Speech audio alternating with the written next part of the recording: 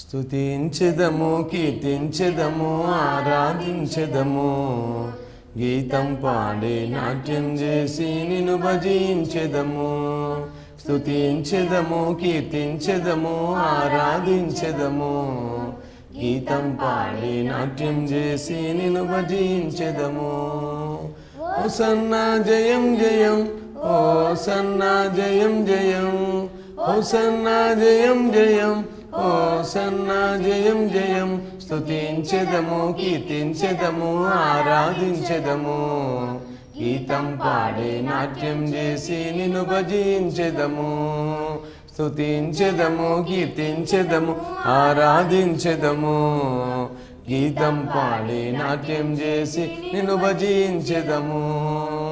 ఆశ్చర్యకరుడవు నీవే, ఆలోచనకర్తవు నీవే, బలవంతుడవు, శాంతి ప్రదాతవు నీవే యేసయ్యా.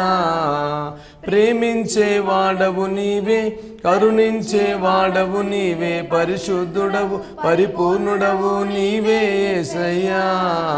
తరములు మారిన, యుగములు మారిన, మారని వాడవయ్యా. నింగి నేల ఐక్యము అయినా మారని వాడవయ్యా. తరములు మారిన, యుగములు మారిన, మారని వాడవయ్యా. నింగి నేల ఐక్యము అయినా మారని వాడవయ్యా. హోసన్నా జయం జయం, హోసన్నా జయం జయం, హోసన్నా జయం జయం, హోసన్నా జయం జయం. స్తుతించెదము, కీర్తించెదము, ఆరాధించెదము, గీతం పాడి నాట్యం చేసి నిన్ను భజించెదము. స్తుతించెదము, కీర్తించెదము, ఆరాధించెదము, గీతం పాడి నాట్యం చేసి నిన్ను భజించెదము. గీతం పాడి నాట్యం చేసి నిన్ను భజించెదము, గీతం పాడి నాట్యం చేసి నిన్ను భజించెదము. యేసుక్రీస్తు నామములో నా హృదయపూర్వకమైన వందనాలు తెలియజేస్తున్నాను. మరి ఈ సమయంలో కొన్ని మాటలు తెలియచేయాలి. మరి క్రీస్తు మహిమ సంఘంలో ఉన్న సహోదరి అపరంజమ్మ గారు మరి ఎంతోమంది దేవుని వాక్యం తెలుసుకోవాలని, మరి వాక్యాన్ని సువార్త రూపంలో అనేకులు మరి టీవీ ద్వారా వినాలని మరి ఆ బిడ్డ కోరింది. వారి కుటుంబాన్ని దేవుడు ప్రత్యేకంగా దీవించి ఆశీర్వదింపచేయునుగాక. మరి దేవుని వాక్య భాగాన్ని ధ్యానించుకుందాం. 1 తెస్సలోనికలకు రాసిన పత్రిక 5వ అధ్యాయం 16-17 వచనాలను చదువుకుందాం. ఎల్లప్పుడూ సంతోషముగా ఉండుడి, ఎడతెగక ప్రార్థన చేయుడి, ప్రతి విషయమునందును కృతజ్ఞతాస్తుతులు చెల్లించుడి. ఇలాగు చేయుట యేసుక్రీస్తునందు మీ విషయంలో దేవుని చిత్తము. ప్రార్థన చేసుకుందాం. తండ్రి నీకు స్తోత్రాలు. మీ వాక్యం ద్వారా మీరు మహిమపరచబడండి. అనేకులు దైవ మహిమ అనే ఒక ఛానల్ ద్వారా మీ మాటలు వింటున్నారు. విన్న ప్రతి బిడ్డను మీరు ఆశీర్వదింపచేయండి, బలపరచండి. సత్యమైన మాటల చేత మీరు బలపరచండి. ఎందుకంటే అనేకులు నశించిపోవడం మీకు ఇష్టం లేదయ్యా. అంత్య దినములలో మరి అనేకులు ఈ మాటలు వింటుండగా వారి కుటుంబాలను ఆశీర్వాదకరంగా, దీవెనకరంగా మీరు చేస్తారని యేసు నామములో అడిగి వేడుకుంటున్నాం తండ్రి, ఆమేన్. మరి ఇక్కడ అపోస్తుడైన పౌలు గారు తెస్సలోనికలకు రాసిన 1 పత్రిక 5వ అధ్యాయం 16-17 వచనాల్లో ఒక అద్భుతమైన దేవుని మాటలు మనకు తెలియజేస్తున్నాడు. ఎల్లప్పుడూ సంతోషముగా ఉండుడి, ఎడతెగక ప్రార్థన చేయుడి, ప్రతి విషయమందును కృతజ్ఞతాస్తుతులు చెల్లించుడి. ఇలాగు చేయుట యేసుక్రీస్తునందు మీ విషయంలో దేవుని చిత్తము. ఇక్కడ 4 విషయాలను మరి పౌలు గారు మనకు తెలియజేస్తున్నారు. మొట్టమొదటిది సంతోషముగా ఉండుడి, ఎల్లప్పుడూ సంతోషముగా ఉండుడి. రెండవది ఎడతెగక ప్రార్థన చేయుడి. మూడవది ప్రతి విషయమందును కృతజ్ఞతాస్తుతులు చెల్లించుడి. 4వ విషయము ఇలాగు చేయుట యేసుక్రీస్తునందు మీ విషయంలో దేవుని చిత్తము. మరి ఈ మాటల్లో ప్రభు నాకు ఇచ్చిన మరి కొన్ని మాటలను తెలుసుకొని ముగించుకుందాం. మొట్టమొదటి మాట మరి ఎల్లప్పుడూ సంతోషముగా ఉండుడి. మరి సంతోషముగా ఉండుడి అనే మాటను గురించి మనము ధ్యానించుకుందాం.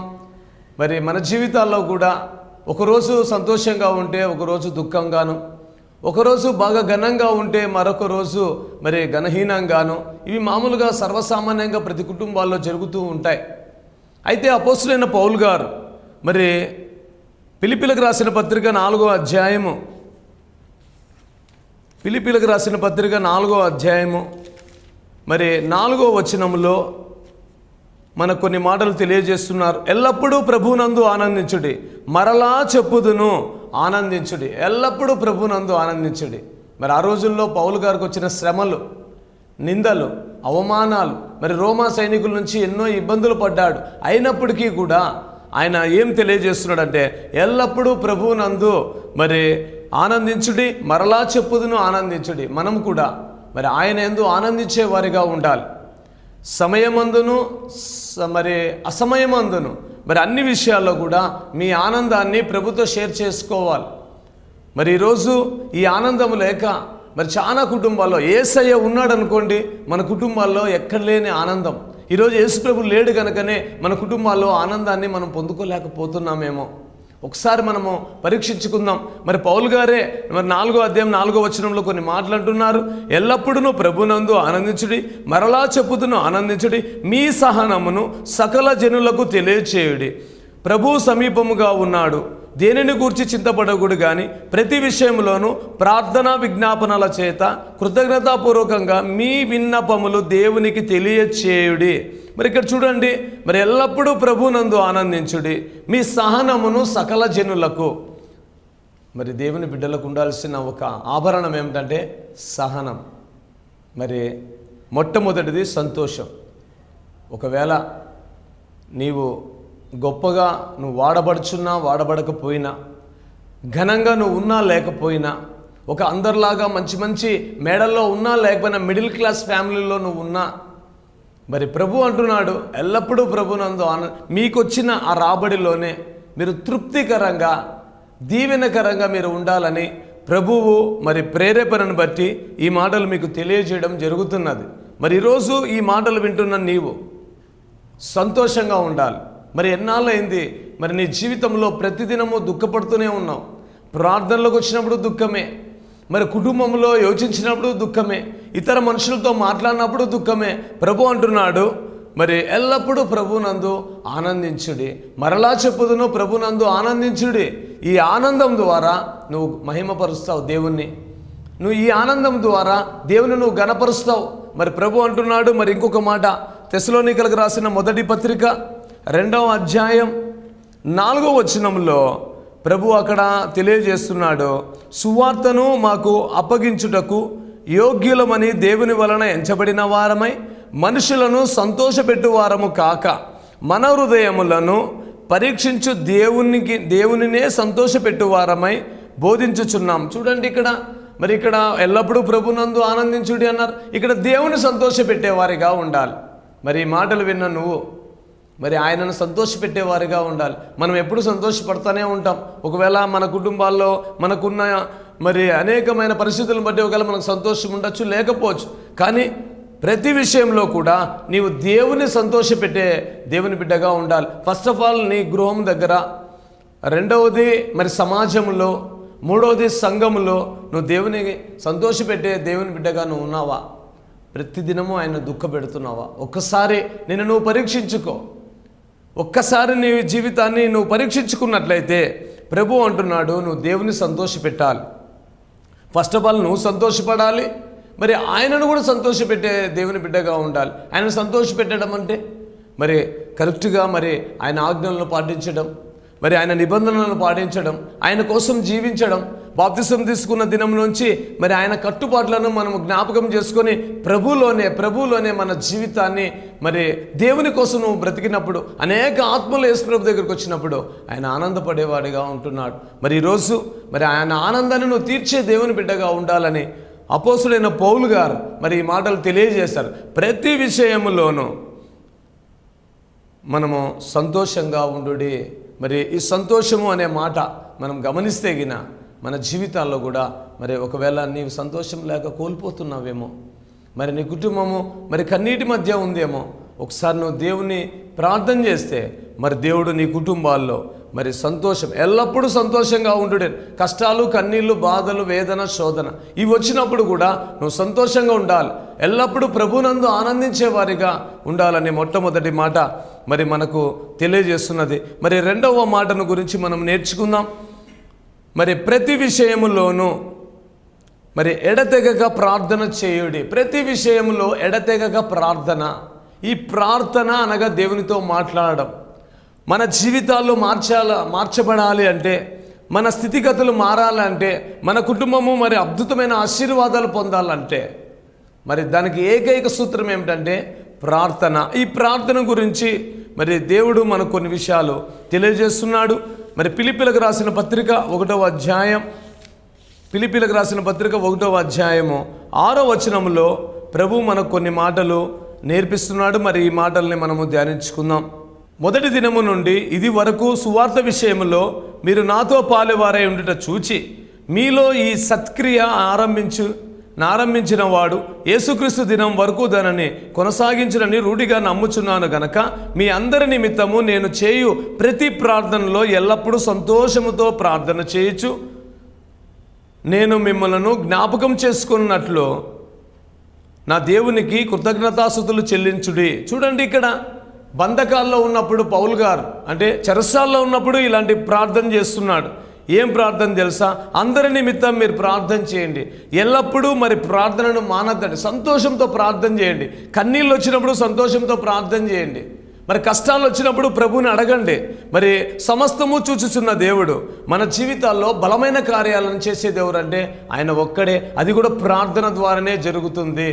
మరి ఈరోజు మరి పౌలు గారు మరి చెరసాల్లో ఉండుకొని కూడా ఆనందంతో ప్రార్థన చేస్తున్నారు. మరి నువ్వు చేస్తున్నావా? మరి నువ్వు యోచిస్తున్నావా? మరి ఎన్నో మాటలు సంఘంలో వింటున్నావు, స్టూడియో ద్వారా ఎంతోమంది సేవకులు వాక్యం చెప్పినప్పుడు అన్ని నెమరేస్తున్నావు. అయితే మరి నీ జీవితంలో ప్రార్థన లేదు, నీ జీవితంలో ప్రార్థనను కొనసాగించడం లేదు. ఈరోజు ప్రభు నీతోనే మాట్లాడుతున్నాడు. మరి నువ్వు స్టూడియో ముందు కూర్చొని దేవుని మాటలు వింటున్నావు, ప్రార్థన ప్రారంభించు. రోజుకి 24 గంటలు, 24 గంటల్లో ఎన్నిసార్లు తిన్నామంటే మనం చెప్పగలుగుతాం, ఎన్ని బట్టలు ధరించినామంటే చెప్పగలుగుతాం, ఎంతమందితో మాట్లాడుతున్నామంటే చెప్పగలుగుతాం. కానీ దేవునితో ఎన్ని గంటలు గడిపావంటే దానికి ఏ సమాధానం లేదు. మరి దేవుని నువ్వు సంతోషపరుస్తున్నావా? మరి ఈరోజు ప్రభు అంటున్నాడు, ప్రార్థన మరి నీ జీవితంలో ఆగిపోయిందేమో, దాన్ని కొనసాగించు. ప్రియ దేవుని బిడ్డ, ఆయన మరి నీ వైపే చూస్తున్నాడు. మరి నీ కుటుంబం సంతోషంగా ఉండాలని నీకు ఇష్టం లేదా? నీ పిల్లలు ఆశీర్వాదకరంగా ఉండాలని నీకు ఇష్టం లేదా? మరి ఈరోజు నీ ఫ్యామిలీ ఇంత పతనం అయిపోతున్నా నువ్వు ప్రార్థన చేయట్లేదు. మరి దాన్ని కొనసాగించు. దేవుడు మీ కుటుంబాన్ని రానున్న దినాల్లో తలగా నియమిస్తాడు, మిమ్మల్ని పైవాడిగా ఉంచుతాడు. మరి ఇలాంటి ఆశీర్వాదం మీరు కావాలంటే ఎడతెగక ప్రార్థన చేయుడి. మరి ఇంకొక మాటను మనం తెలుసుకుందాం. కొలస్సీలకు రాసిన పత్రిక 1వ అధ్యాయం, కొలస్సీలకు రాసిన పత్రిక 1వ అధ్యాయం 9వ వచనంలో అందుచేత ఈ సంగతి వినిన నాటి నుండి మేమును మా నిమిత్తము ప్రార్థన చేయటం మానక మీరు సంపూర్ణ జ్ఞానమును ఆత్మ సంబంధమైన వివేకమును గలవారును ఆయన చిత్తమును పూర్ణముగా గ్రహించువారై ప్రతి సత్కారములో సఫలమగుచు దేవుని విషయమైన జ్ఞానమందు అభివృద్ధి నొందుచు అన్ని విషయాలలో ప్రభువును సంతోషపెట్టినట్లు ఆయనకు తగినట్లుగా నడుచుకోవలననియు ఆనందముతో కూడిన సంపూర్ణమైన ఓర్పును దీర్ఘశాంతమును కనపరిచినట్లు ఆయన మహిమా శక్తిని బట్టి సంపూర్ణ మరి బలముతో మరి బలపరచవలనని తేజోవాసులైన పరిశుద్ధుల స్వాస్థ్యములో పాలివారమగుటకు మనలను పాత్రులుగా చేసిన తండ్రికి మీరు కృతజ్ఞతాస్తుతులు చెల్లించవలనని దేవుణ్ణి బతిమాలుచున్నాం. ఇక్కడ చూడండి, ఈ సంగతి వినిన నాటి నుండి చూడండి, మనము కూడా ఎవరైనా కష్టాల్లో ఉన్నప్పుడు కానీ ఎవరైనా మరి సమస్యలతో సంఘాల్లో మరి పాస్టర్ చదువుతూ ఉంటాడు, ఈ ఫ్యామిలీస్ ఇలా ఉన్నాయి, లేదా ఈ కుటుంబం ఇలా ఉంది, ప్రార్థన చేయండి, పలానోళ్ళు అనారోగ్యంతో ఉన్నారు, పలానోళ్ళు అప్పుల బాధలతో ఉన్నారు, పలానోళ్ళు ఆర్థిక ఇబ్బందులతో ఉన్నారని చెప్తూ ఉంటారు. మరి ఆ సంగతులు విన్న నాటి నుండి మరి సంపూర్ణ జ్ఞానం కలిగిన వారై మనం ఏం చేయాలో తెలుసా? ప్రార్థన చేయాల. మరి మన కుటుంబాల కోసం ప్రార్థన చేయాలా, మరి సంఘంలో ఉన్న వారి కోసం ప్రార్థన చేయాలా, మరి సమాజంలో ఉన్న వారి అందరి కోసం కూడా మీ జీవితాల్లో ప్రార్థనను నువ్వు ప్రారంభించాలి. నువ్వు ఎప్పుడైతే ప్రార్థన ప్రారంభిస్తావో ఆయన సంతోషపడతాడు. ఈరోజు ఆ సంతోషాన్ని నువ్వు ఇవ్వాలని మరి ఈ వాక్యం ద్వారా దేవుడు నాతో మాట్లాడుతున్నాడు. మరి ఇంకొక మాట, మొదటి తెస్సలోనికలకు రాసిన పత్రిక 1వ అధ్యాయము 2వ వచనం నుంచి కొన్ని మాటలు చూస్తే గిన, విశ్వాసంతో కూడిన ఈ పనిని, ప్రేమతో కూడిన ఈ ప్రయాసమును, మన ప్రభువైన యేసుక్రీస్తునందలి నిరీక్షణతో కూడిన ఈ ఓర్పును మేము మన తండ్రి అయిన దేవుని ఎదుట మానక జ్ఞాపకం చేసుకొనుచు మా ప్రార్థనల యందు మీ విషయమై విజ్ఞాపన చేయొచ్చు అందరి నిమిత్తము ఎల్లప్పుడూ దేవునికి కృతజ్ఞతాస్తుతులు చెల్లించుచున్నాం. మరి ఈరోజు మరి ప్రార్థన ద్వారా నువ్వు కృతజ్ఞతాస్తుతులు చెల్లించాలి. దేవుడు బలమైన కార్యాలు నీ కుటుంబంలో చేశారు, నీ పిల్లల పట్ల చేశాడు, నీ భర్త పట్ల చేశాడు. దాన్ని నువ్వు తలపోసుకొని ప్రార్థన చేయాలి, ప్రభుని అడగాలి. మరి ఈరోజు ఇలా అడుగుచున్నావా? విశ్వాసంతో కూడిన ప్రార్థన నీ జీవితంలో ఉందా? నిరీక్షణతో కూడిన ప్రార్థన నీ జీవితంలో ఉందా? మరి ఈ ఓర్పుతో కూడిన ప్రార్థన, ఒక సందర్భాల్లో మనకు ప్రార్థన చేస్తేనే వెంటనే దేవుడు జవాబు ఇవ్వాలి. ఒకవేళ జవాబు కొంచెం ఆలస్యం అయిపోయింది అనుకోండి, అప్పుడే మనము మరి చిన్నగా విశ్వాసంలో తగ్గిపోతూ ఉంటాం. అలా తగ్గిపోకూడదు. మరి ఈరోజు ప్రభు అంటున్నాడు, ఎడతెగక ప్రార్థన చేయుడి. మరి ఇలా ప్రార్థన చేస్తే మన జీవితాలు మరి దీవెనకరంగా ఆశీర్వాదకరంగా ఉంటాయని మరి రెండో మాట. మరి ప్రార్థనలో ఎన్నో విషయాలు ఉన్నాయి, అయితే నేను వాటన్నిటిని మీకు చెప్పట్లేదు, కానీ కొన్ని విషయాలు మాత్రమే మీకు తెలియచెప్తున్నాను. ఎడతెగక ప్రార్థన చేయండి. ప్రార్థన అనగా దేవునితో మాట్లాడడం. మరి నువ్వు దేవునితో మాట్లాడాలని మరి ఈ ఛానల్ ద్వారా మీరు వింటుండగా మరి ప్రార్థనను కొనసాగించు. మొట్టమొదటిది మరి ఎల్లప్పుడూ సంతోషంగా ఉండుడి. రెండవది ఎడతెగక ప్రార్థన చేయడి. మూడవది ప్రతి విషయమునందు కృతజ్ఞతాస్తుతులు చెల్లించుడి. ప్రతి విషయంలో కూడా దేవునికి కృతజ్ఞతాస్తుతులు. మరి మూడవది కృతజ్ఞతాస్తుతులు చెల్లించే దేవుని బిడ్డగా నువ్వు ఉండాలి. మరి ఈ కృతజ్ఞతాస్తుతుల గురించి కొన్ని మాటలు. కొలసీలకు రాసిన పత్రిక 2వ అధ్యాయం, కొలసీలకు రాసిన పత్రిక 2వ అధ్యాయం 6వ వచనంలో, కావున మీరు ప్రభువైన యేసుక్రీస్తును అంగీకరించిన విధముగా ఆయన యందు వేరుపారిన వారై ఇంటి వలె కట్టబడుచు మీరు నేర్చుకొనిన ప్రకారముగా విశ్వాసమందు స్థిరపడుచు కృతజ్ఞతాస్తుతులు చెల్లించుట యందు విస్తరించుచు మరి ఆయన యందుండి నడుచుకుని. నువ్వు ఎప్పుడైతే ఆయన యందు నడుచుకుంటావో ప్రతి విషయంలో కృతజ్ఞతాస్తుతులు చెల్లించాలి. మరి సంతోషం వచ్చిందా? కృతజ్ఞతాస్తుతులు. కష్టాలు వచ్చినాయా? కృతజ్ఞతాస్తుతులు. మరి ఎప్పుడైతే మరి నువ్వు ఒక ఇంటి వలె కట్టబడచ్చు, నువ్వు వాక్యం విన్న ప్రకారం మరి నీ జీవితంలో కూడా నా జీవితంలో కూడా స్థిర విశ్వాసము కలిగి కృతజ్ఞతాస్తుతులు దేవునికి చెల్లించేవారిగా ఉండాలని మరి లేఖన భాగాల ద్వారా దేవుడు మనకు తెలియజేస్తున్నాడు. మరి అదే కొలసీలకు రాసిన పత్రిక 3వ అధ్యాయం 15వ వచనం నుంచి మరి కొన్ని మాటలు మనం గమనిస్తే గిన మరి అక్కడ కొన్ని విషయాలు ఉంటాయి, చూద్దాం. క్రీస్తు అనుగ్రహించిన సమాధానం మీ హృదయములో ఏలుచుండనీయుడి. ఇందుకొరకే మీరొక్క శరీరముగా పిలువబడితిరి మరియు కృతజ్ఞులై ఉండుడి. ఒక్క శరీరముగా పిలువబడ్డాం, కృతజ్ఞులై ఉండుడి. ప్రతి విషయంలో కృతజ్ఞత కలిగి. ఇప్పుడు ఒక మనిషి మనకు సహాయం చేశాడు అనుకోండి, అబ్బో నాకు ఆయన రక్తం ఇచ్చాడు, లేకపోతే ఆయన నాకు కిడ్నీలు ఇచ్చాడు, ఆయన నాకు కన్నులు ఇచ్చాడు, ఆయన నాకు ఎన్నో మేలులు చేశాడని ఎంతో గొప్పగా నువ్వు చెప్తూ ఉంటావు. మరి దేవుణ్ణి నువ్వు కృతజ్ఞత కలిగి ఉన్నావా? ఈరోజు ఈ స్థితిలో ఉన్నావంటే కారణం దేవుడు కాదా?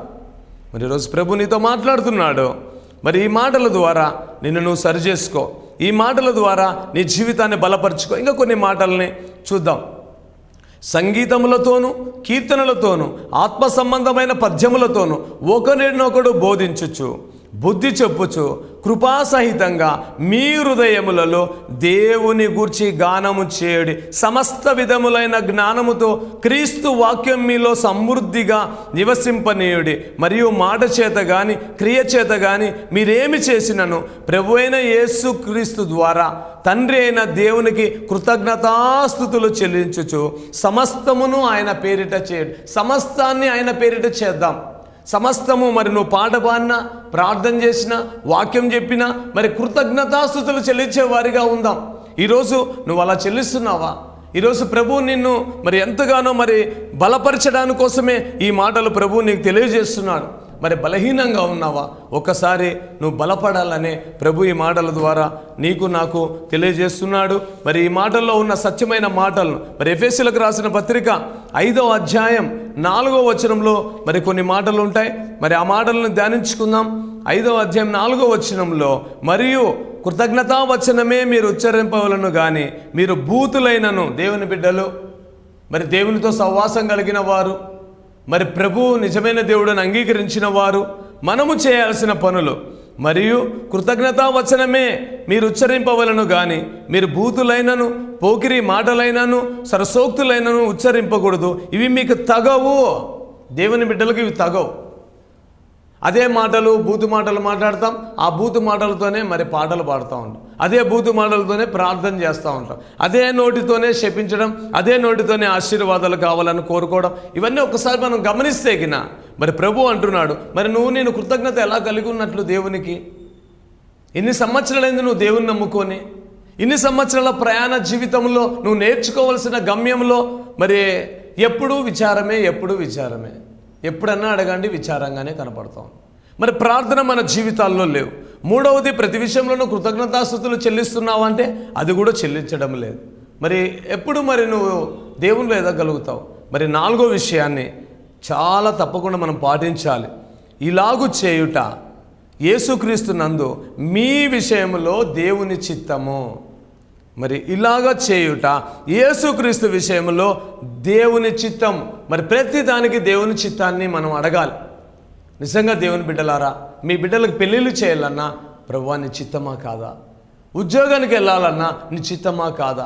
ఇల్లు కట్టాలనుకుంటున్నాం, నీ చిత్తమా కాదా? మరి ఈరోజు పరిస్థితులు ఇలా ఉన్నాయి, నీ చిత్తమా కాదా? మరి ఇలాగ నువ్వు దేవుని సన్నిధానంలో నువ్వు అడిగి అడిగి అడిగి దేవుని దగ్గరకు వస్తే మరి ఖచ్చితంగా ఆయన చిత్తం మీద నువ్వు ఆధారపడితే మరి నీ కుటుంబం ఉంటుందంట, దీవెనకరంగా ఉంటాయని ప్రభు మనకు తెలియజేస్తున్నాడు. మరి ఎఫెసీయులకు రాసిన పత్రిక 1వ అధ్యాయం ఓ మాట చదువుకుందాం. ఎఫెసీయులకు రాసిన పత్రిక 1వ అధ్యాయము 6వ వచనంలో కొన్ని మాటలు ఉంటాయి. దయచేసి మనము చదువుకుందాం. ఎట్లనగా తన ప్రియుని యందు తన ఉచితంగా అనుగ్రహింపబడిన తన కృపా మహిమను ప్రీతి కలిగినట్లు తన చిత్త ప్రకారమైన దయా సంకల్పం చొప్పున యేసుక్రీస్తు ద్వారా తనకు కుమారులుగా స్వీకరించుటకై మనలను ముందుగా తమ కోసం నిర్ణయించుకొని మనము తన ఎదుట పరిశుద్ధులమును నిర్దోషులమునై ఉండవలనని జగత్పునాది వేయబడక ముందే మరి ప్రేమ చేత ఆయన క్రీస్తుతో మనలను ఏర్పరచుకొనెను. దేవుని కృప మహిమైశ్వర్యమును బట్టి మరి ప్రియుని యందు ఆయన రక్తం వలన మనకు విమోచనమును అనగా మన అపరాధములకు క్షమాపణ కలిగి ఉన్నది. మరి ఈరోజు ఒక మాట గమనిస్తే గిన మన జీవితాల్లో కూడా మరి మనము దేవుని చిత్తమా కాదా?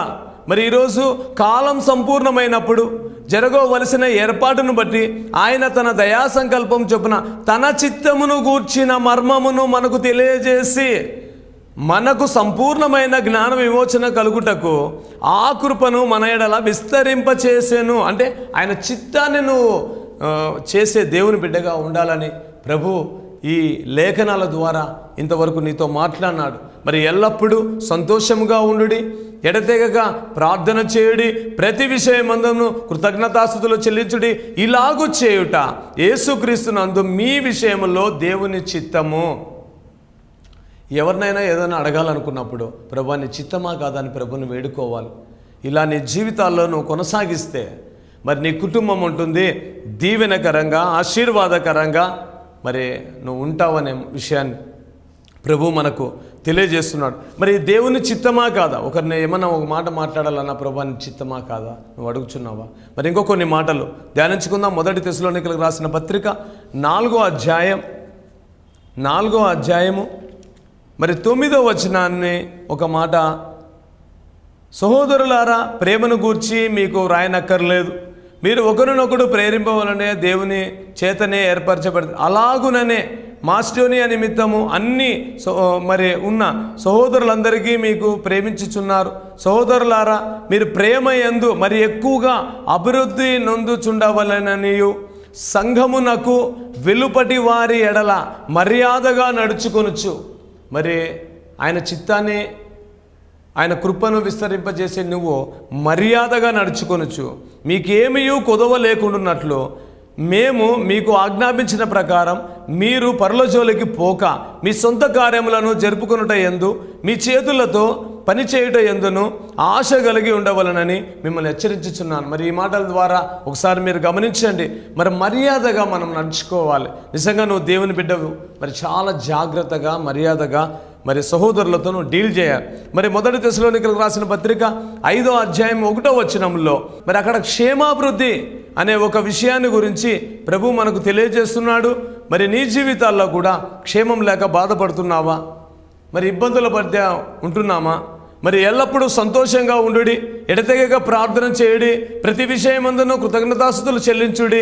ఇలాగు చేయుట యేసుక్రీస్తునందు మీ విషయములలో దేవుని చిత్తమై ఉన్నదని మరి లేఖన భాగాలు సెలవిస్తున్నది.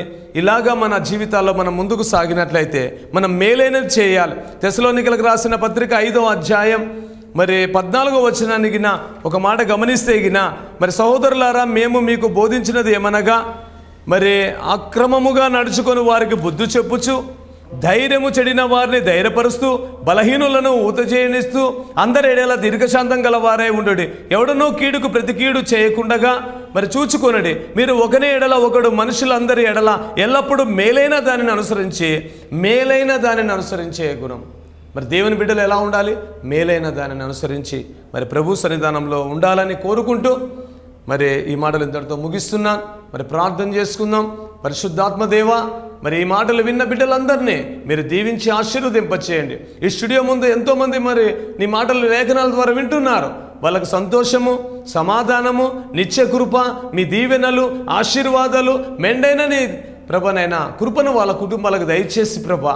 ఒకవేళ ఎవరి జీవితాల్లో సంతోషం లేదేమో, ఇబ్బందులు పడుతున్నారేమో, మరి ఛానల్ ముందు కూర్చొని ఎంతగానో మరి కన్నీరు విడుస్తూ బిడ్డలు ప్రార్థన చేసుకుంటుండగా సహాయం చేయండి, ఆదరించండి. ఈ మాటలు విన్న వాళ్ళ కుటుంబాల్లో ప్రభా దీవెన, ఆశీర్వాదాలు, నీ కృప మెండుగా వచ్చునుగా కానీ ప్రార్థిస్తూ యేసు నామములో అడిగి వేడుకుంటున్నాం తండ్రి, ఆమేన్. యేసుక్రీస్తు నామంలో మీ అందరికీ నా వందనాలు. క్రీస్తు మామ సంఘం, అంబేద్కర్ నగర్, అనంతపురం. పాస్టర్ జె ప్రభుదాస్ గారు దేవుని వాక్యాన్ని దైవమహిమ టీవీ నందు ప్రతి సోమవారం రాత్రి 7 గంటల నుండి 7:30 గంటల వరకు మరియు ప్రతి గురువారం సాయంత్రం 6:30 గంటల నుండి 7 గంటల వరకు దైవమహిమ టీవీ నందు దేవుని వాక్యం ప్రసారం చేయబడును.